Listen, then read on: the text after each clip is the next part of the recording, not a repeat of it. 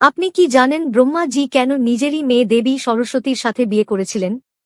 সরস্বতী পুরাণ অনুযায়ী যখন সৃষ্টি করার সময় এসেছিল, তখন ব্রহ্মা জি তাঁর তেজস্বী মন থেকে দেবী সরস্বতীকে সৃষ্টি করেছিলেন।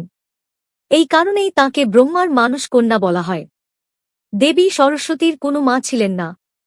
তিনি শুধু ব্রহ্মা জির তেজ থেকে প্রকাশ পেয়েছিলেন। দেবী সরস্বতী অত্যন্ত সুন্দর, দিব্য আর অসাধারণ তেজে ভরপুর ছিলেন। তিনি জ্ঞান, শিল্প এবং বিদ্যার অধিষ্ঠাত্রী দেবী হিসেবে গণ্য হন। তার সৌন্দর্য এবং দীপ্তি এত অনন্য ছিল যে নিজ ব্রহ্মা জিও তাঁর আকর্ষণ থেকে রক্ষা পাওয়া গেল না। বলা হয়, তিনি তাকে বউ করার কথা ভাবতে শুরু করেছিলেন। দেবী সরস্বতী ব্রহ্মার হাত থেকে বাঁচতে অনেক চেষ্টা করেছিলেন।